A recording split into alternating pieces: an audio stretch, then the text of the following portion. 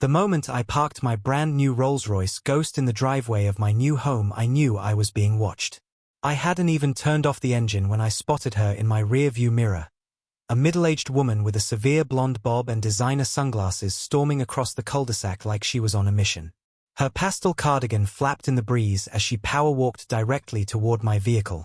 Her face contorted in what I can only describe as preemptive outrage. "Excuse me," she shouted loud enough that I could hear her through the closed windows of my car. "Who are you and what are you doing with that vehicle?" I stepped out calmly, keys in hand. "Hi there, I'm Jason, the new homeowner at 1542, just moving in today." She looked me up and down with naked skepticism, her eyes lingering on my casual attire, jeans and a simple button-up shirt. Nothing about me apparently screamed Rolls-Royce owner to her. "That's impossible," she declared, folding her arms. "The Millers sold to a young professional. You're barely out of high school." "I'm 21, actually," I replied with a polite smile, "and yes, I bought the Miller place last month. The paperwork just finalized." Her eyes narrowed as she circled my car like a shark. "Nobody your age can afford this car unless they've stolen it. I'm calling the police right now. We don't tolerate criminals in Oakwood Estates."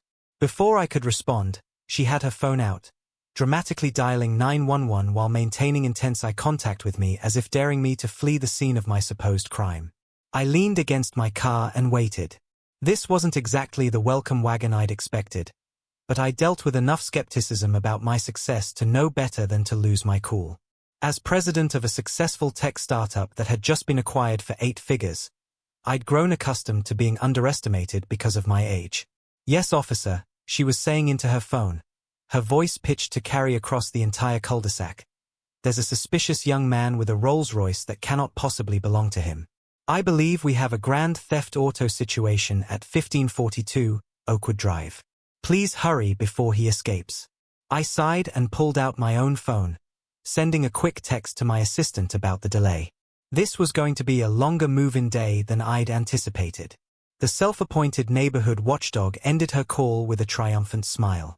"The police will be here any minute. I suggest you don't try to leave."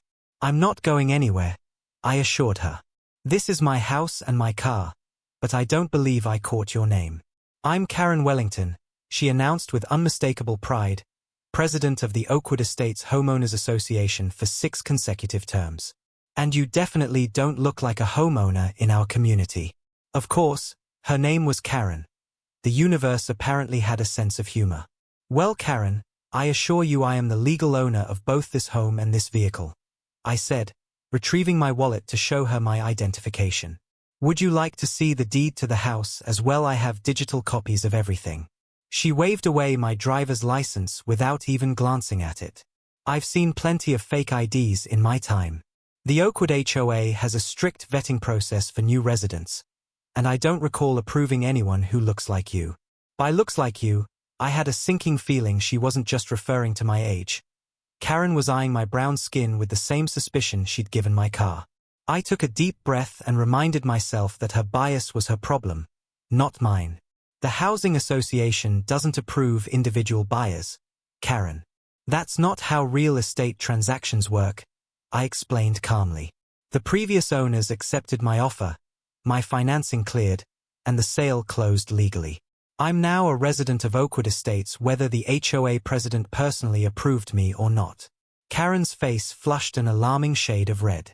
"We'll see about that, and we'll certainly see about that car.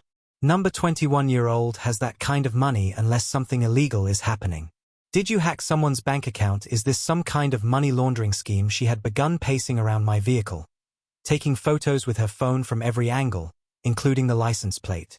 I noticed a few neighbors had emerged from their homes, watching the spectacle with undisguised curiosity.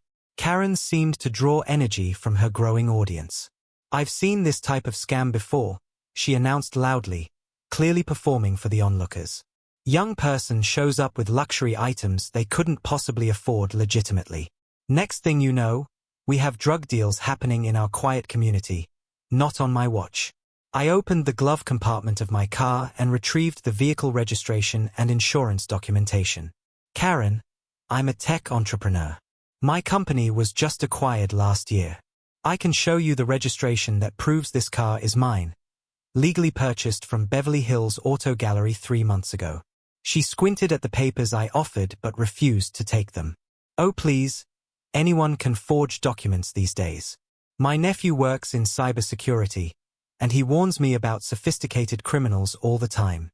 Just then 2 police cruisers pulled into the cul-de-sac, their arrival causing Karen's expression to shift from hostility to smug satisfaction.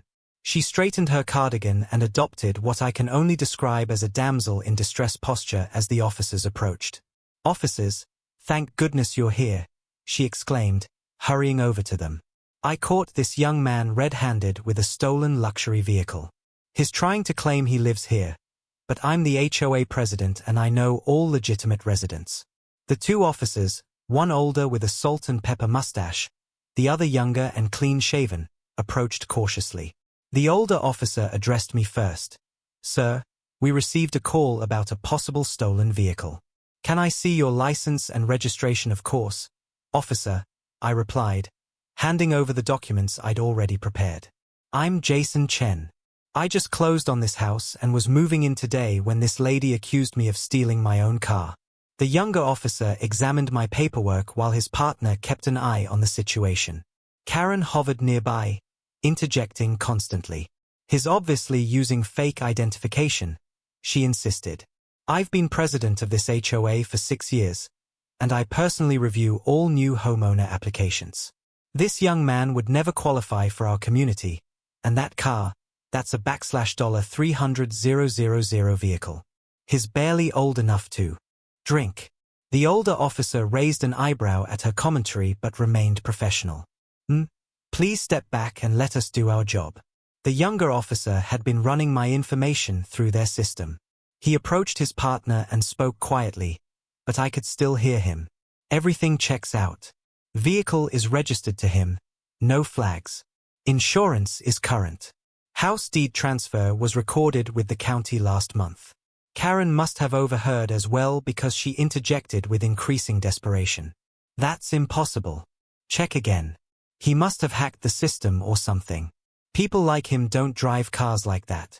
The subtle emphasis on people like him wasn't lost on either officer. The older one turned to her with a cooler expression. What exactly do you mean by people like him?" Karen faltered momentarily but quickly recovered. "Young people, 21-year-olds, don't have Rolls-Royces unless something illegal is happening. I'm just protecting our neighborhood's property values and safety." At this point, a neighbor from across the street approached. He was an older gentleman with silver hair and a friendly face. "Officers, I hate to interrupt, but I think you should see something." He held up his phone. My doorbell camera captured this entire interaction. I was watching the live stream from my office when I heard the commotion. Karen's expression shifted from righteous indignation to uncertainty for the first time. "I'd be happy to email you the footage," the neighbor continued, "including the parts where Mrs. Wellington used some rather unfortunate language before you arrived." "What language would that be?" so the younger officer asked. The neighbor glanced uncomfortably at me. "Well," she suggested that, and I quote, "we don't need his kind bringing down our property values, and that she would make sure he's removed from this neighborhood one way or another." There was other terminology used that I'd rather not repeat in public. Karen's face drained of color. "That's completely taken out of context. I was merely expressing concern about maintaining our community standards." The older officer turned back to me. "Sir, your documentation appears to be in order. I apologize for the inconvenience." He handed back my license and registration. "You're free to continue moving into your new home." Then he turned to Karen, his demeanor noticeably less cordial. "Mrs. Wellington, may I speak with you privately for a moment?" As they stepped away, I could see Karen's animated gestures becoming increasingly frantic. The younger officer remained nearby, apologizing again for the disruption to my move-in day. "No problem, officer," I assured him. "I understand you were just responding to a call." More neighbors had gathered, and I noticed several were giving Karen disapproving looks rather than me. The tide had shifted dramatically. After several minutes of conversation, the older officer took out his notepad and began writing something. Karen's voice suddenly rose several octaves. You cannot be serious. I was performing my civic duty. I'm the president of the HOA. What happened next left everyone on the street in shock. The older officer calmly recited Miranda rights to Karen, who stood frozen in disbelief. Karen Wellington, you're being placed under arrest for filing a false police report and for verbal harassment with discriminatory intent. Both are misdemeanors in this state. This is outrageous. Karen shrieked as the officer gently but firmly guided her toward the patrol car. I was protecting our community. This is reverse discrimination. I'll have your badge for this. Her protestations grew louder as the reality of her situation sank in. I didn't mean anything by it. I was just being cautious. You can't arrest someone for being careful. The neighbors watched in stunned silence as Karen, who had terrorized the community with petty rule enforcement and threats for years, was placed in the back of a police cruiser. Her final words before the door closed were, "This is a misunderstanding. Call my attorney." A week later, I received an official letter from the Oakwood Estates Homeowners Association. Karen had been immediately suspended from her position pending a formal vote. The emergency meeting resulted in her permanent removal from the board with a unanimous decision of 27-0.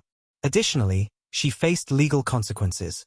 A $5,000 fine for the false police report and mandatory community service hours. According to neighborhood gossip, her real estate firm had placed her on administrative leave after multiple clients requested not to work with her. When I ran into her at the local grocery store, her previously imperious demeanor had vanished. She actively avoided eye contact, her face flushing with embarrassment as she abandoned her shopping cart and hurried toward the exit. The neighborhood tyrant's reign had ended with a simple consequence of her own actions, and the visible shock on her face as she fled the store told me she still couldn't believe her authority had crumbled so completely.